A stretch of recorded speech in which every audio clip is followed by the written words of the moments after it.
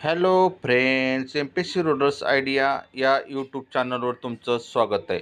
मी प्रकाश. मित्रांनो, आज एक नवीन बातमी घेऊन आलेलो आहे. तुम्ही जर चॅनलला अजून सबस्क्राईब केलं नसेल तर सबस्क्राईब करा.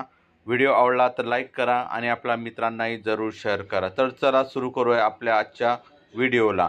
केंद्र सरकारला 2024च्या पूर्ण अर्थसंकल्पापूर्वी 8वा वेतन आयोग स्थापन करण्याचा प्रस्ताव प्राप्त झाला आहे.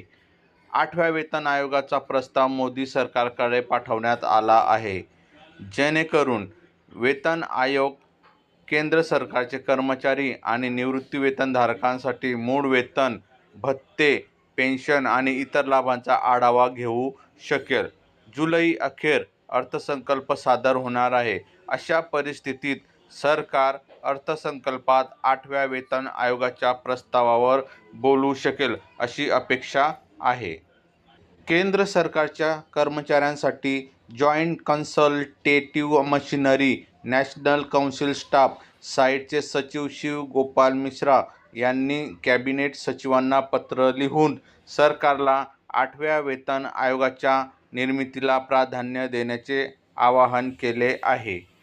दर 10 वर्षांनी केंद्रीय वेतन आयोगाची स्थापना केली जाते. हे केंद्र सरकारी कर्मचाऱ्यांचे विद्यमान पगार संरचना, भत्ते आणि फायदे तपासते आणि महागाईसारख्या घटकांवर आधारित आवश्यक बदल सुचवते. नमस्कार.